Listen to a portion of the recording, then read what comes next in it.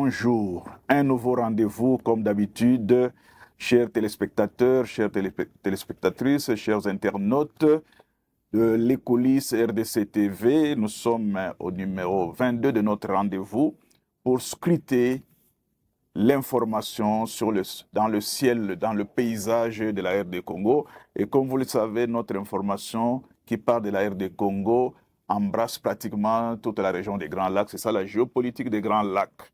Aujourd'hui, nous allons voir un peu ce qui se passe au niveau de l'Union africaine sous le titre République démocratique du Congo, Rwanda, un nouveau witch doctor à la personne de Faure Gnassingbé. Faure Gnassingbé, c'est le président de la République du Togo. Et la nouvelle s'est répandue comme une traînée de poudre en chuchotant à l'oreille et finalement sur la place publique le nom de Faure Gnassingbé.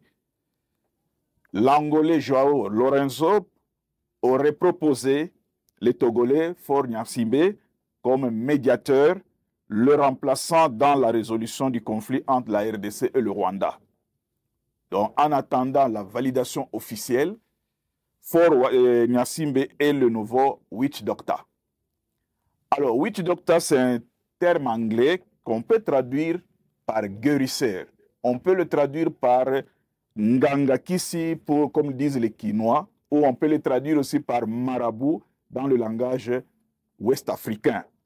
Le Nganga chez nous, c'est la personne qui a le pouvoir surnaturel, capable de conseiller n'importe qui et n'importe quel dirigeant, et capable de les conseiller n'importe où et n'importe quand.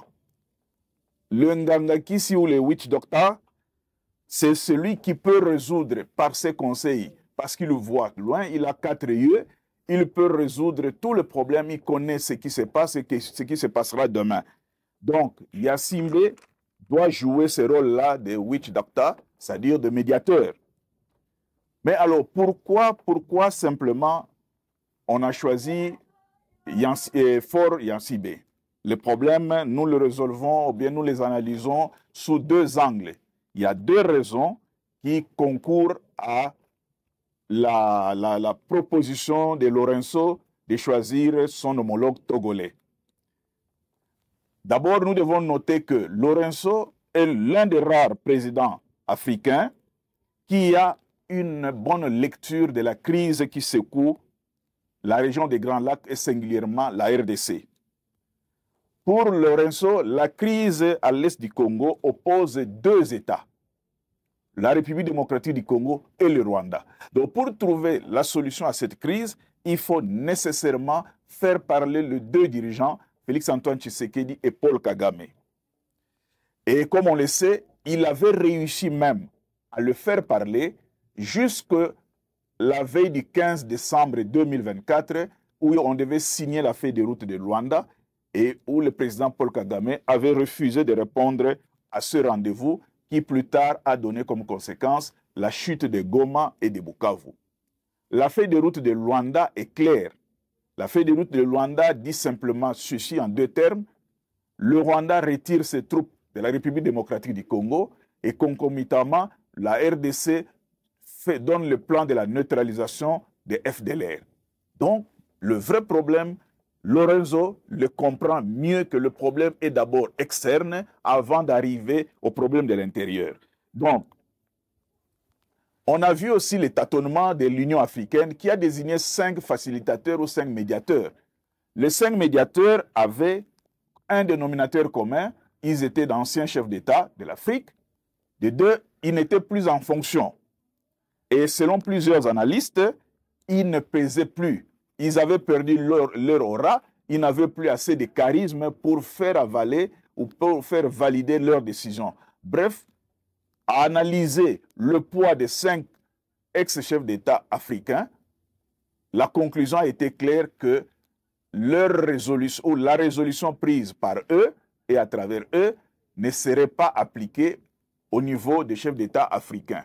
Parce que un ex reste un ex, il n'a plus le pouvoir, il n'a plus le moyen et il n'a plus l'aura pour faire peser ce qu'il peut faire peser. Donc, aux yeux de Lorenzo, le processus de Nairobi est obsolète. Il est déjà inefficace. Pourquoi? Parce que le processus de Nairobi demande à ce que la République démocratique du Congo puisse parler avec tous les groupes armés locaux et étrangers, y compris les M23. Or, nous savons aujourd'hui que ceux qu'on appelle les groupes armés locaux, comme ils sont des volontaires pour la République, ils sont devenus des Ouazalens qui combattent aux côtés des FARDC. Donc, le problème des groupes armés locaux, ça devient un problème interne que la RDC devra résoudre après avoir résolu la crise qui l'oppose au Rwanda.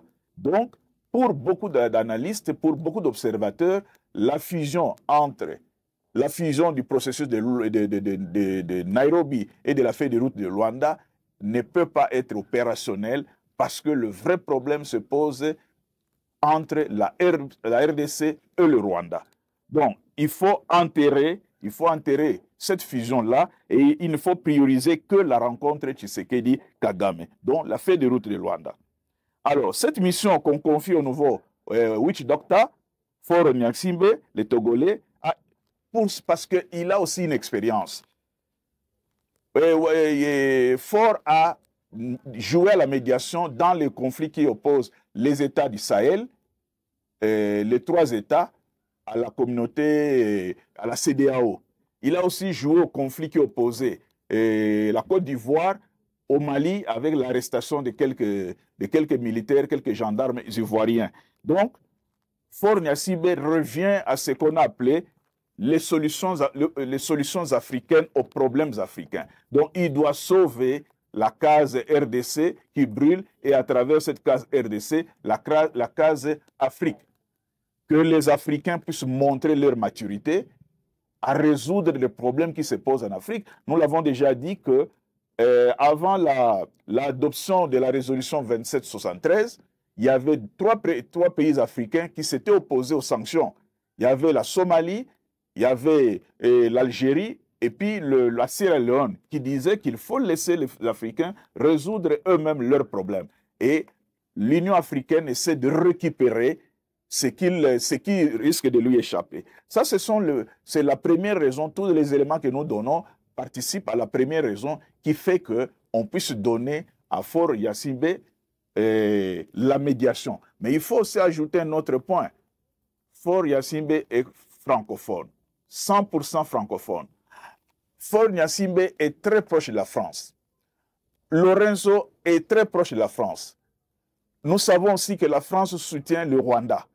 Donc, le fait de désigner les Togolais peut aussi influer en disant, bon, écoutez, comme vous avez le même interlocuteur qui est la France, le message peut passer pour comment dirais-je, pour amener le président rwandais à accepter le retrait de son pays de la RDC. Donc, les raisons, la première raison, avec tous ces axes que nous venons de souligner, donne effectivement le feu vert, veut faire de l'Afrique une solution aux problèmes africains et cette solution doit passer par un médiateur, comme nous disons en langage quinois, un vertébré, c'est-à-dire celui qui peut facilement amener les deux parties en conflit à la solution. La deuxième raison, parce que nous avions dit qu'il y avait deux raisons, la deuxième raison, c'est que le Qatar s'est présenté en sapeur. Il s'est présenté comme la solution ultime. Mais le Qatar a des liens économiques avec le Rwanda et même avec la RDC. Donc le Qatar, dans le dialogue que le Qatar veut instaurer, on voit plus les aspects financiers et économiques que les aspects diplomatiques. Alors, le Qatar est allé trop vite en besogne en disant, écoutez, Kagame Tshisekedi venait pour une solution gagnant-gagnant. Et le Qatar a inscrit les négociations directes entre Kinshasa et le M23. C'est ça la différence. Pour la feuille de route de Rwanda, les négociations, c'est entre Tshisekedi et Kagame, entre la RDC et le Rwanda. Mais pour le Qatar, les négociations, c'est entre la RDC et le M23. Bien sûr, ces négociations ont été validées ou balisées par Kagame, qui avait pu rencontrer Tshisekedi sous effectivement la médiation de l'émir de Qatar. Donc, nous assistons à un jeu d'intérêt il y a le Qatar qui vole la vedette à l'Union africaine et l'Union africaine qui dit non, non, non, le problème il est africain, le Qatar ne doit pas intervenir. Donc c'est le jeu des intérêts et vous comprenez que la RDC est pratiquement au carrefour des enjeux internationaux. Donc il faut effectivement prendre les choses en main pour comprendre tous ces enjeux, pour analyser, pour faire des analyses valables, des analyses concrètes et projeter l'avenir, sinon nous perdons. Il y a aussi les failles de l'Union africaine. Les failles de l'Union africaine, c'est que pour l'Union africaine d'abord, pas plus de 3 pays ont condamné l'agression rwandaise de la RDC. C'est ça la première des failles. L'Union africaine est restée muette, est restée aphone sur l'agression rwandaise de la RDC. L'Union africaine est restée aphone sur le retrait des troupes rwandaises de la RDC. Donc ça c'est d'abord un. Moins de dirigeants ont condamné, à part pratiquement celui qui a pris la parole, surtout à haute voix, le président burundais, même le président Cyril Ramaphosa. Donc l'Union africaine n'a pas dénoncé l'agression. Et tout comme l'Union africaine n'a jamais dénoncé la violation de la souveraineté nationale et de l'intégrité du territoire de la RDC. Ça, ce sont les grandes failles de l'Union africaine. Et ces failles-là, on les a constatées même dans les divisions, le tâtonnement et la division entre l'EAC et la SADC. Or, le tâtonnement et la division dans ces rencontres mixtes-là, conjointes, ont créé du retard sur le processus même de médiation. On crée des retards qui ont alimenté, qui continuent à alimenter la crise qui se passe sur le sol congolais. Le tâtonnement condamne la population, les populations congolaises, le personnel de la MONUSCO et des Nations Unies qui se sont terrés dans les gîtes de la MONUSCO, les militaires de la SAMI RDRC, à vivre dans des conditions inacceptables. Ils ne circulent pas, ils ne sortent pas, ils sont confinés, ça va faire 3 mois bientôt, sans sortir, dans des conditions inacceptables. Parce que simplement, le tâtonnement de l'EAC et de la SADC ne pousse pas à aller plus vite. Le tâtonnement de l'EAC et de la SADC fait aussi que les sanctions adoptées par l'Union européenne et par les États-Unis ne soient pas très appliquées ou ne soient pas renforcées. Parce que pour l'Union africaine, pas de criminels, pas de coupables, dialogue, négociation. Or, pour les Nations Unies, retrait du Rwanda, de la RDC. Pour l'Union européenne, retrait du Rwanda, de la RDC, respect de la souveraineté. Pour les États-Unis, sanctions contre James Kabarebe, sanctions contre Lawrence Kanyuka. Pour l'Union européenne, sanctions contre 9 personnes, dont des Rwandais et des Congolais. Donc, tout cela, cette analyse et tous ces faits mis à jour doivent amener les Congolais, les think tanks de la République démocratique du Congo, de réfléchir pour voir qu'est-ce que nous devons faire, où allons-nous, alors que nous sommes déjà à 3 mois de l'occupation de Goma et de Bukavu et à 3 ans et demi de l'occupation du nord et du sud Kivu par l'armée rwandaise et le M23. La question elle est simple. Que fera alors le nouveau Witch Doctor? Que fera Faure Gnassingbé? On lui demande simplement, le peuple congolais lui demande, d'accélérer le processus de discussion entre Tshisekedi et Kagame, parce que le président Lorenzo l'a fait et il est arrivé à la signature de la feuille de route qui a échoué, c'est-à-dire un peu beaucoup plus de pression sur Kagame pour qu'on signe cette feuille de route-là. Accélérer le processus de discussion, comme nous le disons. De 2, pousser le Rwanda à retirer ses troupes du territoire congolais. De 3, pousser le Rwanda à demander à arrêter son soutien au M23.